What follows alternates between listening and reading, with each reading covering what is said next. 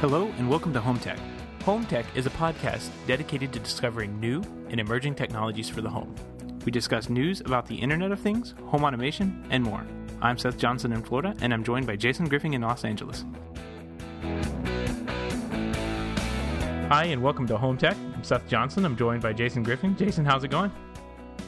Going well, Seth. How are you? Doing well. It's that time of the year where the water in the pool starts evaporating, and I have to venture outside and start filling up the pool. Nice. Yeah, summer is rapidly approaching, isn't it? Yep. I kind of been making jokes about leaving the water on, and I think they all finally came back to bite me here recently. Yeah.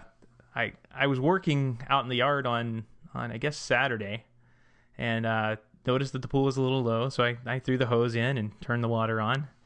And Monday when I got home from work, I noticed a large pool in our backyard.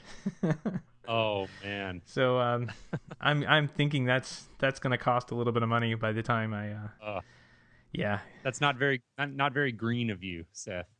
No, but it's forced me to actually look online and see if there's anything out there, and I found just a simple, low-tech way of turning the hose off. Yeah, what'd you find?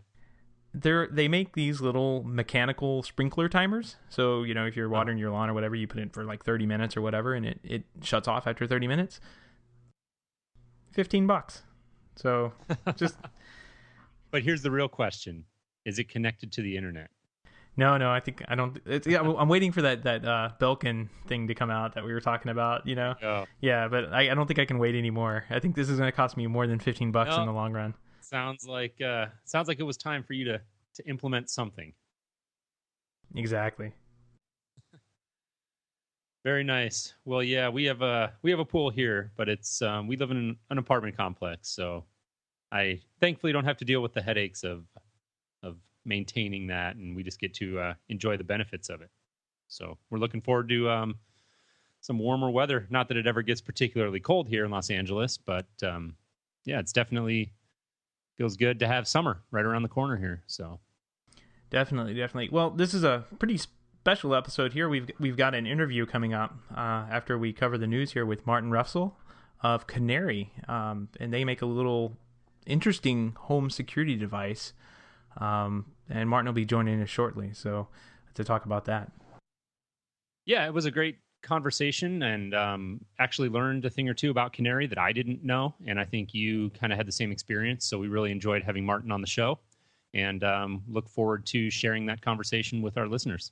Oh yeah, it was a really good, eye-opening conversation for me, because I thought I had this little device figured out, and he just came up with a number of things that I didn't know that they were doing, so... Yeah. Well, same here. So we'll get into that later, but right now, I guess couple interesting things happened this week in the Internet of Things, I suppose. Yeah, there was a lot going on. A couple of the bigger stories. One of them we were talking about just before the show here tonight is the Lutron introduced a new Smart Bridge Pro device, which looks really cool.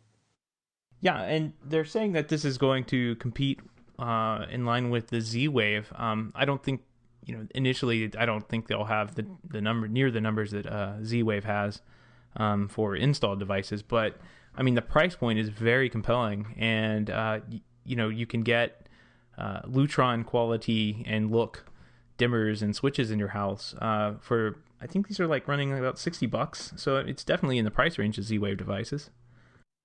Yeah, it definitely does, I think, represent sort of a threat to Z-Wave, but it's, you get into those conversations about technologies like Z-Wave and Zigbee, and are they going to stick around, or are they going to become obsolete eventually? And nobody really knows. I think they all sort of have their place. But this definitely, with the price point, the bridge is about $200, it looks like. And then, like you said, the dimmers themselves are $60. So it's very affordable.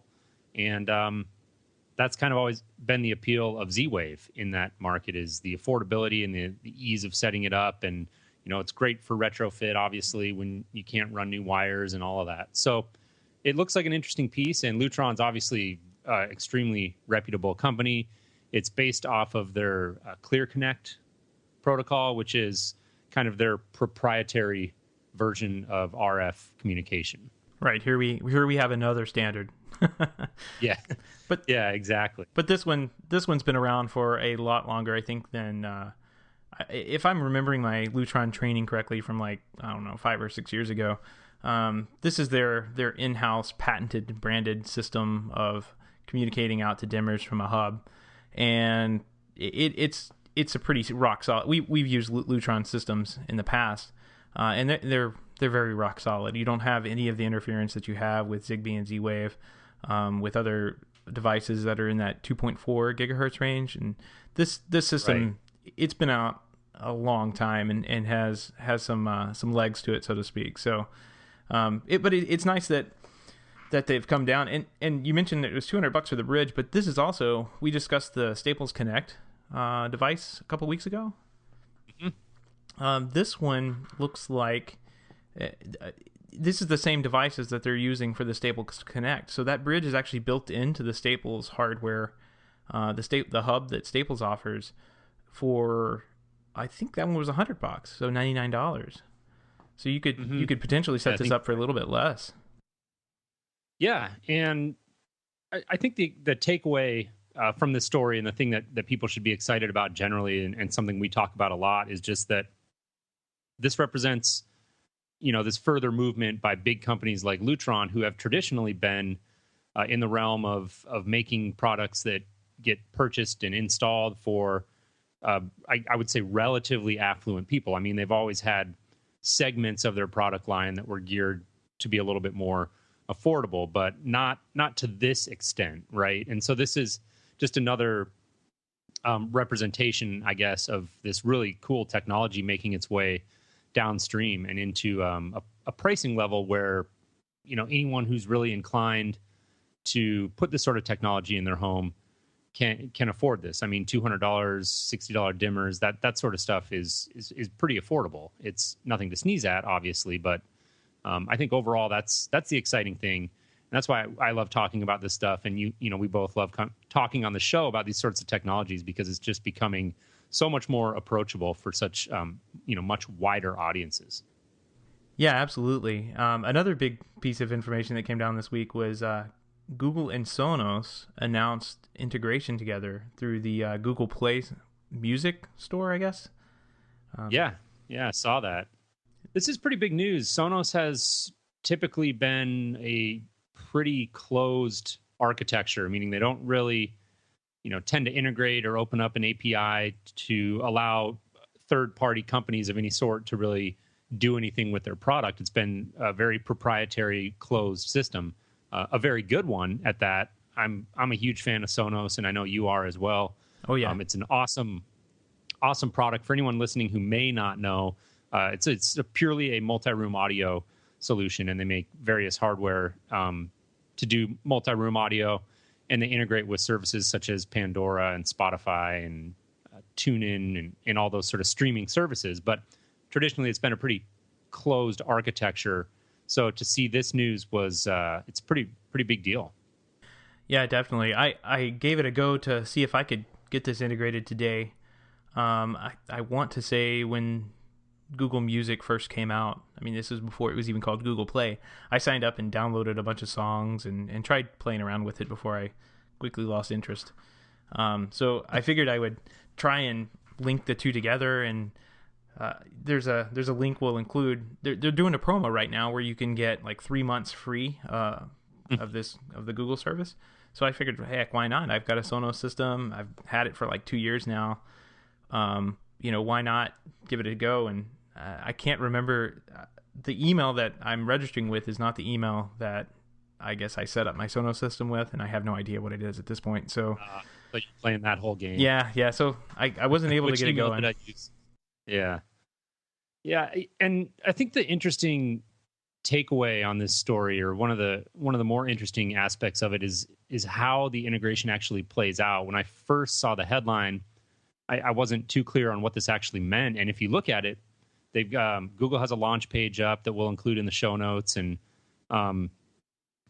I guess, kind of the odd thing. I want to say, I don't know if odd is the right word, but it's that this integration actually bypasses the Sonos app altogether. So one of the big things about Sonos that makes it such a successful product and why our clients love it so much is that they have a great app that's super easy to use, very intuitive. And even some of my clients who are the least techie people that I work with still don't have a problem figuring this app out. And so I've always kind of looked at the app as such a hugely integral part of the Sonos experience, I guess is what I'm trying to say. Yeah. And this integration, it literally takes that app completely out of the equation. And so you have the Google Play app on your smartphone, and it just links up directly with the Sonos hardware.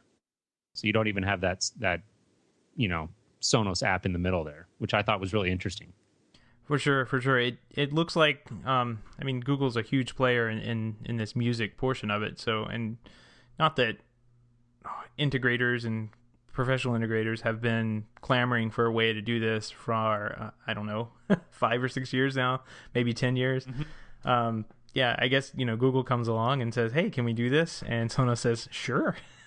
Yeah. So yeah. Why not? It is a big deal that Sonos has opened up a little bit here and allowed someone else to take over a little bit of their user experience. I was more shocked over that than anything else because Google Play, is just streaming out music just like every other service. But being able to just say, well, play this song directly from the Google Play app, play this song on this Sonos device, that's a pretty big deal. So.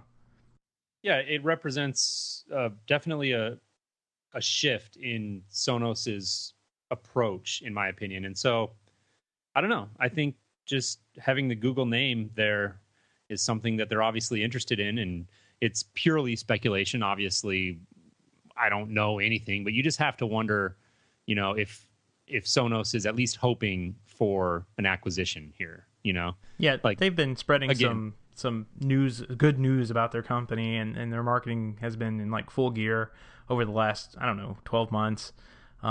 It looks like they are lining up to do either a public IPO or to be purchased, because most companies are purchased before they get to the IPO stage. But it definitely looks like they're staging themselves for grander things. And you know what? They've been a great company.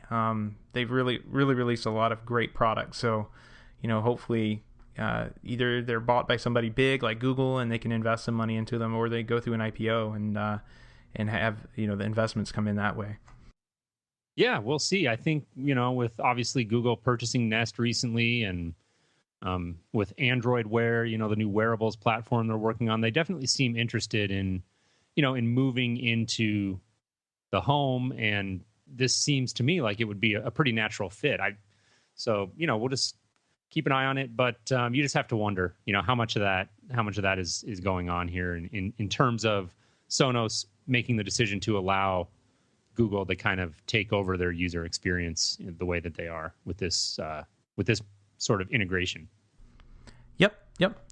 Well, before we get into the interview, I got a couple small items of follow-up that I wanted to cover. Last time we were talking about the Nest Protect being recalled.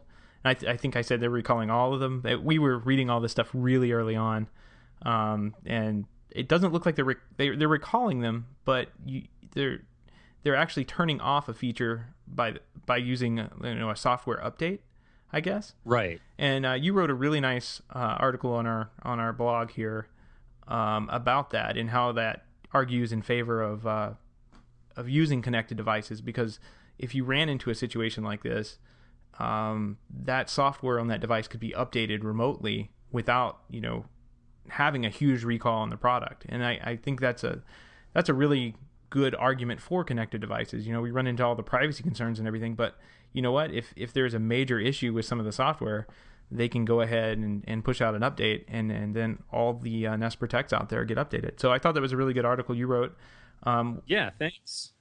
People can check that out at HomeTech.fm in the blog section there, which we're still, we're just getting that underway, but definitely people should pop in and take a look, and we'll be adding to that regularly. But as far as as this particular article goes, I think you summed it up pretty nicely. I just think with this whole announcement, kind of the knee-jerk reaction of people was to somehow associate this flaw with the fact that it was a connected device. And I think that's, you're kind of linking things there that don't necessarily need to be linked, in my opinion.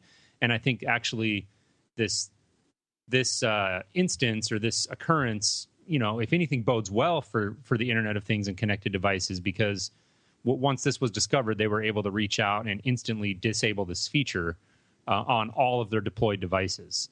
And so from a safety perspective, they were able to, take care of it in a much more efficient, much quicker way than, if this issue was discovered on a non-connected smoke alarm. So, right, I think this actually proves the case that connected devices are better than, a standalone device that has no connectivity to the outside world. Yeah, absolutely. So, well, that's very cool. This episode is going to be on our website as well at HomeTech.fm/shows/10. So if you need to get to any of the show notes, and there's a link right there to Jason's article as well, you can get to it from there. And I think from here we can go ahead and go on to the interview. All right, we're joined today by Martin Refsal from the marketing department at Canary. How are you doing, Martin? I'm doing great. How are you guys doing? We're doing very well. Thank you so much for taking the time to join us. Sure. Thanks for having me on. Really appreciate the opportunity. Very good. So before we jump into Canary, why don't you just give our listeners a brief introduction of who you are and what you do at the company? Sure. Thanks. So I'm Martin Refsal. I work in the marketing department at Canary. I've been here since the Indiegogo campaign last summer. Very good. And it was a very successful Indiegogo campaign, correct? It was. It was really exciting, actually. We set an initial goal of $100,000, which we reached, I think, before lunchtime on the first day. And it was really exhilarating being able to see all the activity and have so many people excited about our idea. And by the end of it, we'd raised close to $2 million. But throughout the whole time, it was really fun. The whole team really had to set everything down, and it was all hands on deck as far as manning the campaign. I mean, we had our software engineers were managing Twitter account, and it was really fun. Didn't sleep a lot, but it was a lot of fun. I'm sure. That must have been a really exciting time, and I think I read that was the most, I don't know if this is still the case, but at one point, or at least at the time, that was the most successful Indiegogo campaign ever. Correct. So yeah, as far as I know, it's still the most successfully funded campaign. Very good. Yeah, very cool. That's amazing. So I guess you mentioned your idea that you had on Indiegogo. What was the idea behind Canary? Sure. So the idea behind Canary is it's a new approach to home security that's simple, affordable, and smart. So basically the device is a self-contained unit that contains HD video camera with night vision, high-quality microphone, and then there's a whole bunch of sensors packed in there that are measuring everything from air quality, temperature, and humidity. And then on top of that, there's what we call like a learning layer. So there's an artificial intelligence aspect. So using all this data, it'll understand what is typical in your home. And so it'll send notifications to your smartphone whenever something happens that's out of the ordinary. Oh, that's very cool. Yeah, you guys have a ton of features packed into this little device, and it looks very impressive. Are you guys still on schedule to start shipping product? I believe I saw Indiegogo backers were going to be hoping to receive theirs in May, I think. Are you guys still on track for that? Yeah, well, so right now we're still targeting probably a late May ship date. And then for everyone else, like the customers who pre-ordered from our website, that would be midsummer. And I don't know, we'll know more in the coming weeks. And if there's any changes to that, we'll announce that on our blog. Very good. Yeah, very good. So Jason mentioned kind of the size of it. This little guy is incredibly small. Like it doesn't seem that it doesn't seem that small on the Indiegogo page when you look at the videos and everything. But you guys must have the camera really close. This thing is the size of like a Coke can. Yeah, it really is. It's tiny. I mean, that's when people see it in real life. Like when we went to CES in Las Vegas a few months ago, that was a common comment that we received. And a few years ago, this wouldn't have been possible to have so much functionality in such little device. We've seen sensor technology advance so much, and it's shrunk down incredibly. So, with obviously it helps having really talented hardware engineers on our team who know how to fit everything together. But the size of the sensors really helps, as well as the fact that a lot of our processing for the learning stuff, it takes place in the cloud. So we do save a little space on that too. Cool. So, like the AI portion of it, I'm really curious about that. I mean, some of the other stuff you kind of get a really good idea about. Somebody walks in the house, it'll take a picture or video actually of them and uploads to the cloud and sends you a push notification. What are you guys looking at doing with the artificial intelligence, and what other sensors besides maybe the camera are used for that? Yeah. So really, pretty much all the sensors are being incorporated into the artificial intelligence. And the first couple weeks that you have your Canary, that's the most crucial time. That's when it's taking in all this data and really understanding what's normal in your home. So it's looking at, obviously, like I said, the video, but it uses also computer vision. So it'll identify the difference between you and your dog. And then it's also taking in air quality, temperature, humidity, sound, all those things to give a real holistic view about what's going on in your home. So can you elaborate a little bit more on the learning layer, as you called it, or the artificial intelligence? I mean, for somebody, a lot of our listeners are people who might just be getting into home automation or brand new to it and just want to learn a little bit more. What would some of the I guess, implications of the AI be? Like, how is this device actually getting better over time? Can you maybe illustrate a simple example of how that is actually going to play out in real life? Sure. So let's say, for example, it'll maybe take, if we look at video, it'll take into account maybe the certain times of day when there's normal activity. During the day you're at work, all of a sudden one day there is a sudden activity in your home, and it'll send you a push notification saying, hey, notice activity, because it knows that you're not typically home. You'll look at the video and see maybe this was, a roommate, a spouse coming home in the middle of the day, or maybe it was a burglar. And another thing would be, like, say, the air quality. So it'll take a look at, it'll measure the air quality over time and sort of understand what is normal. And then if there's a sudden spike or a decrease, in the quality of the air, it would send you notification there, and then you'd maybe need to open a window, or maybe there's a fire. Cool. Yeah, it's a very unique concept and really interesting. So I definitely, I think it's great. I think those are great examples to kind of help people understand, what that's all about. Yeah, it's the artificial intelligence is not an easy component to add in. It's sort of, I kind of think of it as a little bit of the secret sauce that makes Canary so smart, and really takes the onus off the user to always have to respond to every single time there's motion. I mean, or anything, any sort of change. I mean, every time if you have a dog in your house, you don't want a notification on your phone every single time the dog runs through the living room. So, it really, the learning is a great aspect that I think the users will really appreciate. Yeah, that's very cool. Jason and I are both in the background of being, in the professional world and in the CEDIA channel, and dealing with those products where there might be a little bit of intelligence built into them for, say, configuring a system and outlining how the system is designed and set up, but nothing really helps us program the system. And it looks like from what there's a lot of companies out there that are similar to Canary, I guess, that are kind of popping up here and there, but they're not offering this kind of out of the box simple programming. I mean, if you don't have to program it, that's the most simplest form, I guess. But yeah, this is really amazing, and could be a revolutionary step in home automation and home security. What I guess, how many, you mentioned air quality. I didn't even know that was in there. How many sensors are you guys using in this little tiny device? Oh gosh, that's a good question. The exact number escapes me because there's so many that the primary ones are motion detection, air quality, temperature, humidity, there's ambient light, there's an accelerometer, and those are the primary ones.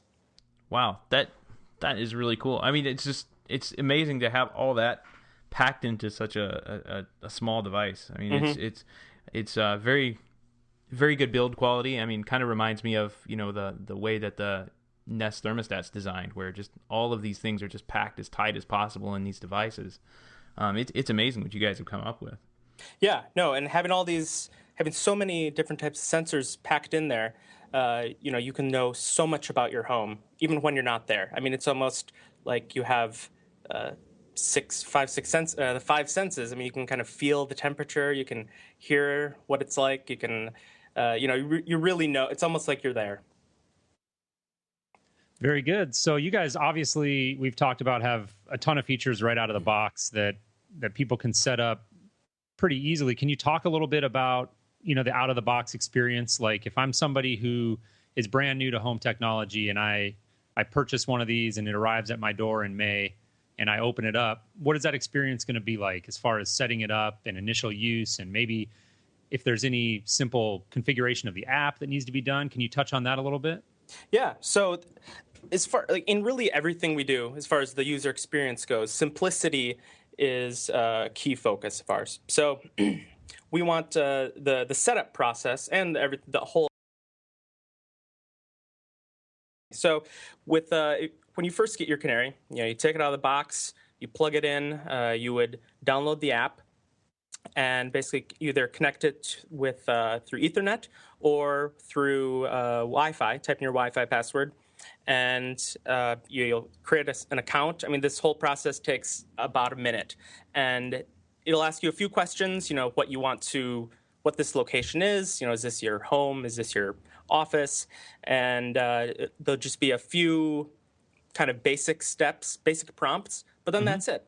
Cool. Basically, then it just starts going and learning on its own, and it'll send you, in the beginning, it'll send you some notifications, and it'll sort of see how you respond to them. So, that first time your dog runs past the Canary, you might get an alert, but then over time, those alerts will go down, and you'll just be notified about the things that are important and out of the ordinary, and that might need you to take action.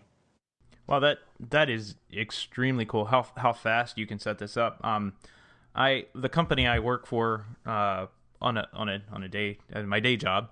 Mm-hmm. Some of the things we do home security, and I will block out sometimes 2 technicians for 4 to 6 hours to do a security startup.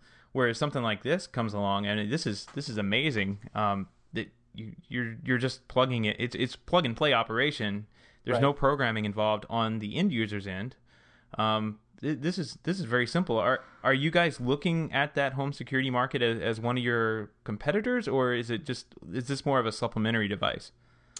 It's both, I guess you could say. For one, home security has not really been an option for a lot of people. So you look at renters or lower income people. Traditional security systems are expensive. They take installation so I live in an apartment in New York. I rent. My lease prohibits me from installing really anything like a home security system. So, oh, wow. Yeah, so I couldn't even do this. So this really it broadens, I think, the home security market for a lot of new people that have never had it. And also, I think it can be a good complement to someone who has a traditional security system. I mean, as far as security goes, there's a lot of personal preferences. A situation where one person feels safe is not the same for another person. So we really want to leave it up to the user to decide how they use Canary. Nice. Sorry, yeah, I hope I answered your question there. I might have gone off on a little bit of a tangent. No, you're right on. Absolutely. Okay, yeah. Great. No, I think you're spot on there. I personally rent an apartment out in Los Angeles. It's fairly small as well, and I've been eyeing Canary and some of the other products and kind of A/Bing them on paper at least and looking at them. But I think overall, you guys are right on track, because as a renter myself, I know that I'm not really willing to invest the time or the money or the resources into a quote unquote traditional security system, but a nice Right. little standalone device like this that also, as a side note, actually looks great. So it looks good out in plain sight where you can see it. And it gets that job done very efficiently, and it's simple to set up. And I think that a lot of people will be interested in it for that reason alone. Yeah, and plus it also Go ahead. you take it with you. I move pretty frequently, probably more than I really want to. But with other systems, once you install it, it's hard to take with you. But Canary, you just unplug it, you'd bring it to a new location, and just start right over. Right. I do have one question. I've seen some on your blog and such about this, so I know the answer, but I think it might actually be helpful if you could explain to listeners a use case scenario if you maybe don't live in an apartment, maybe you live in a house, but you still want this technology, but one might not be enough. How does the user experience play out with multiple devices? Sure. So you can have up to 4 devices connected within one location. And you can also have multiple locations. So you could have, say you have a vacation home, or maybe you want to have a small business, or you want to look in on a parent who lives in another city. You could have all of those under the one app. But as far as a larger home, or a home versus an apartment goes, our general recommendation is that you have pretty much one device per floor or per entryway, main entrance. So, whenever someone is anywhere that someone would be entering the home, that's where we would definitely recommend having one. I mean, if you don't want to have one in your upstairs or your basement, if it doesn't have another entrance, that would be fine. But definitely at least one by the front door. Kind of the high traffic areas of the home. Exactly. Yeah, cool. No, I think I recently took a trip overseas, and we went ahead and put in a home security system about that time, and I think I definitely could have used something like this over the traditional home security system, just because it would let us know while we were overseas, if something happened out here.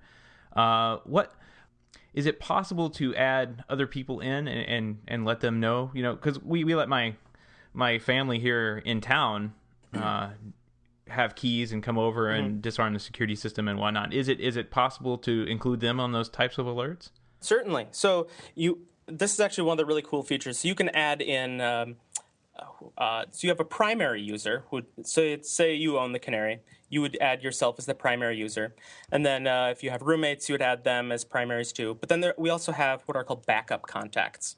So these people they would have a limited function access to the system, but they also serve as this sort of, I don't know what the best term to put it is, almost a neighborhood watch for you, or this your own little backup community. So say, for example, you're in a meeting, or you're in a movie theater, and you don't have cell phone reception, or just can't answer your phone, and something happens in your house. So it sends a push notification to your phone, but you don't respond to it. So after a certain amount of time, it will go to your backup contacts. These are people that, close family members, friends that you trust to really act on your behalf. So then they can go in, take a look, and see what happened, and determine, if the police should be called, if we can ignore it. And we think this is a great solution because a lot of systems, you have other security systems, a call will go in, it goes to someone halfway across the country, halfway across the world if you miss it. But with us, it's someone that knows your home almost as well as you do that's deciding whether or not a situation is an emergency. Yeah, that's exactly what I was thinking. Along those lines.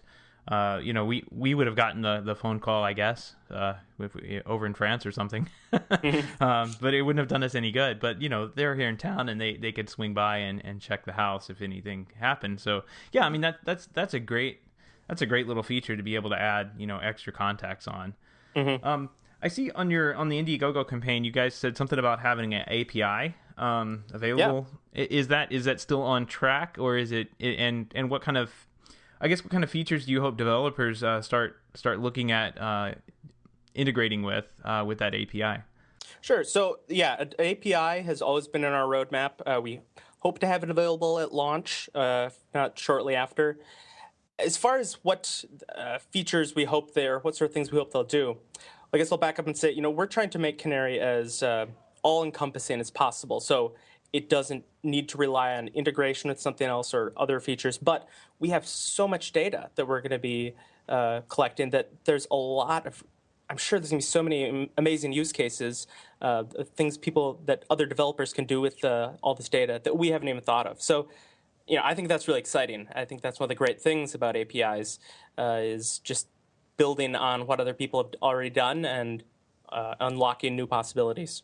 Yeah, I mean that's great, because we've noticed a lot of these really cool products have been hitting the markets, and they're still kind of closed in some respects. They may open and they may not have an API at all. They may be a really nice product, just have no API at all. And I may be kind of leaning on Nest a little bit here, but they came to market about a year or two ago and didn't have an API. And now they've announced it, and you can see how much press and everything came out of that. So I think it's just a huge driver for innovation. I'm glad to see that you guys are doing it right Certainly. off the bat. Yeah, I actually heard Tony Fidel's talk at CEDIA last fall when he announced releasing their API. And yeah, I mean, like I said, we hope to have it available when we launch. Might be shortly after. But I also want to point out a good example is look at the iPhone. I mean, how many... We think now, we look at, it's the iPhone without third-party developers is almost nothing. But for the first couple years or so, the iPhone was completely a closed system. Yeah. But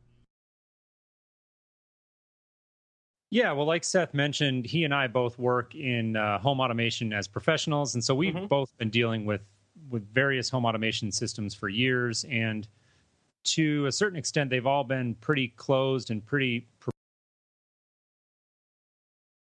these new products that are coming online and really embracing openness and an open architecture to kind of let people get in there and tinker. And I think in my opinion, one of the coolest things about having an open API is that you don't really know what people are going to do with it.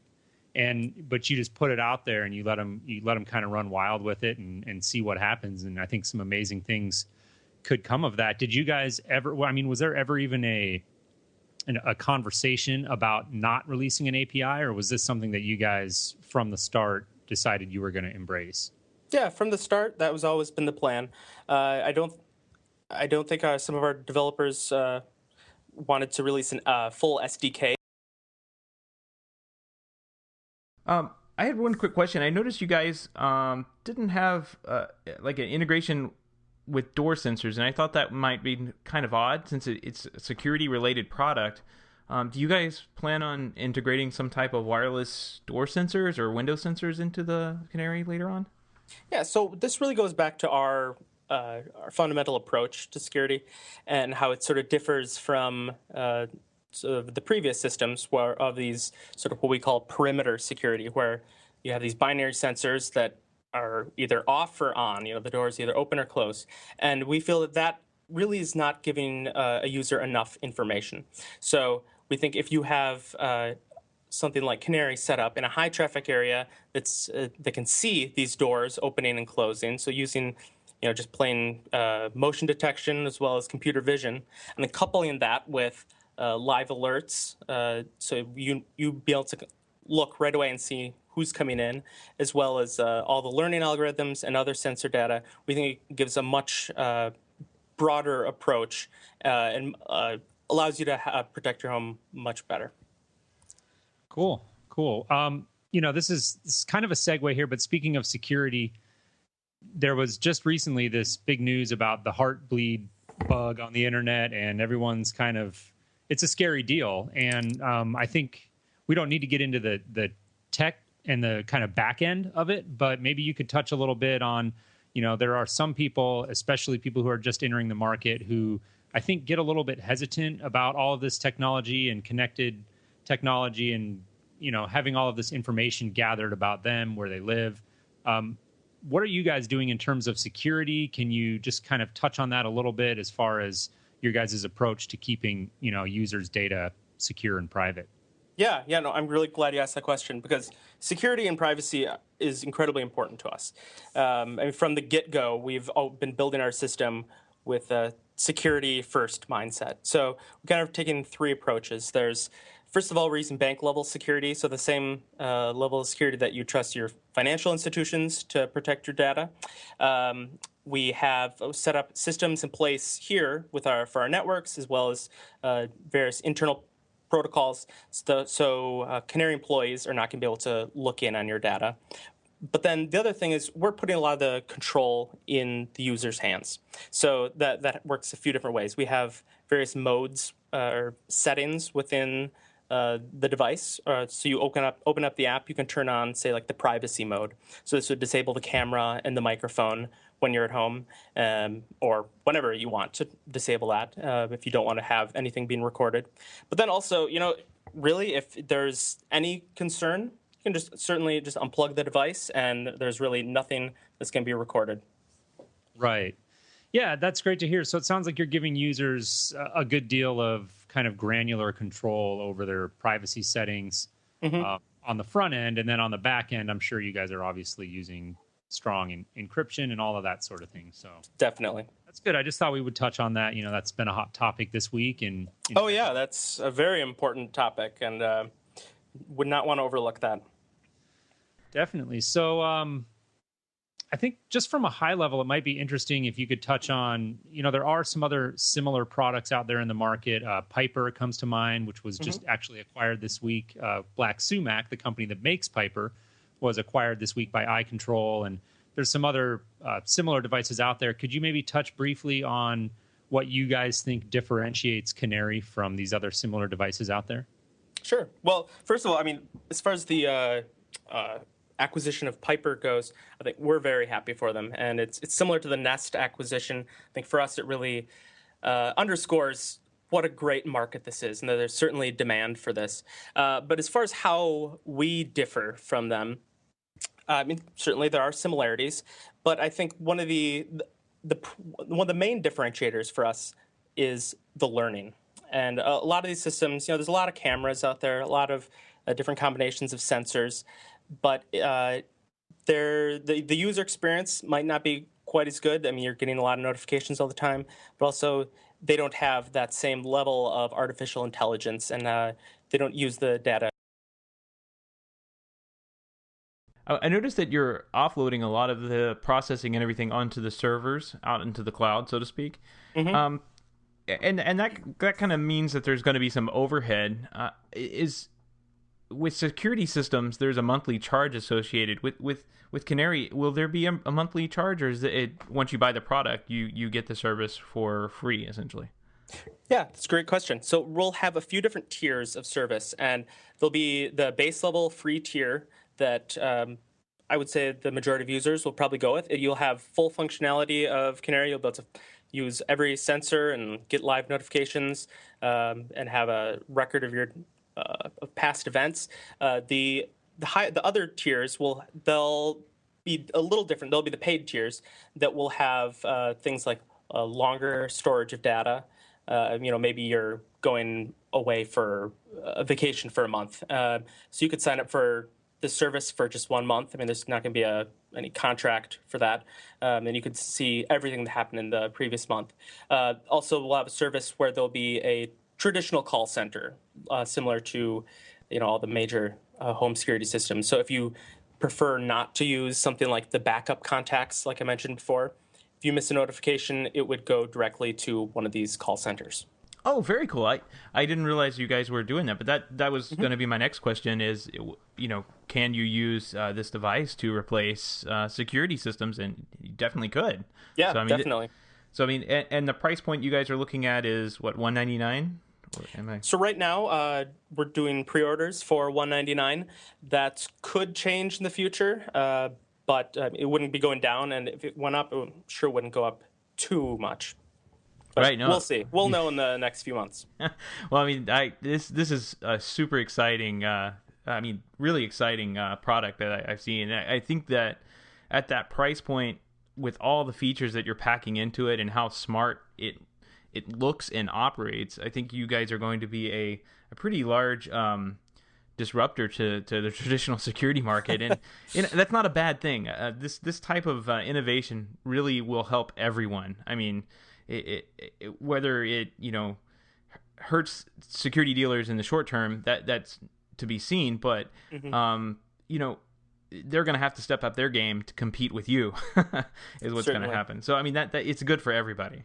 It is. It's great for everyone. I mean, especially the consumer. That's who matters most.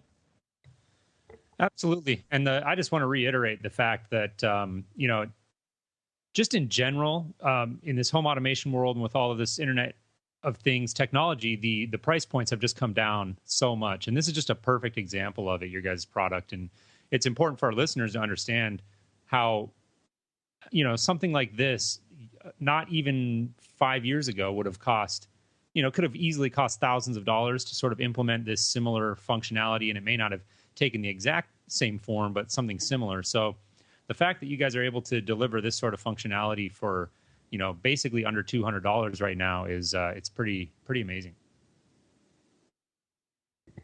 And speaking of, I guess you can go online right now and buy it for $200 or $199 rather. What are you guys planning on releasing this into retail stores? Is this going to be something I could, you know, go down to Best Buy or Staples or Costco and pick up? Or yeah, so well, our point is, so right now, yes, it's just available for pre-order on our website, canary.is. But I mean, as far as our long-term retail plans, you know, we haven't announced anything yet. But the point is, we want to be where people are, and we're going to be. So whether that be online or brick and mortar, we want to be available to as many different people in as many places as we can. Very good. So I think we can start to wrap it up here, and we'll let you go. Just generally, how excited are you guys for the launch? I mean, it's got to be a really exciting time to be at Canary right now. It's really exciting. I'm so psyched. I mean, we've been working so hard. It seems like so long, but hasn't even been a year. But we've been working so hard, and we're really excited to get canaries into people's homes. But that's not really the end for us. That we really see that as the beginning. We're building our team. We recently took on a Series A round of funding from Coastal Ventures. So we've been aggressively hiring, and once we get Canary into the marketplace, we're just going to keep pushing the boundaries as far as we can. Yeah, I saw that. That was obviously big news when you guys got the additional venture funding. So congrats on that, first of all. Thank you. And I'm sure that that was very exciting, and I'm sure it's helping you guys kind of ramp up for the launch coming up. Mm-hmm. Yeah, certainly. Yeah, so the initial round of crowdfunding with Indiegogo, that $2 million, that was used to really bring the product to market, and then the round of funding from Coastal is allowing us to build the company and just keep going and pushing as far as we can. Well, Martin, I really want to thank you for joining us here and helping us go over all the features here. There's some things that I thought I had a handle on this, and there's some things that I learned from you here today. So great. Well, Jason, Seth, thank you very much. It was wonderful talking to you guys, and it's a great opportunity to come on and talk to everyone at HomeTech.fm. All right, Martin, thanks so much. Have a great evening. All right, thanks. You too. Well, that's our interview with Martin Refsal at Canary. If you want to learn more about Canary, please come by our website at HomeTech.fm and follow the links in the show notes. Those will be at HomeTech.fm/shows/10. Also, HomeTech's now happy to be listed on Technology.fm. If you like listening to HomeTech and you want to find a couple of other podcasts to fill your queue, take a look at Technology.fm.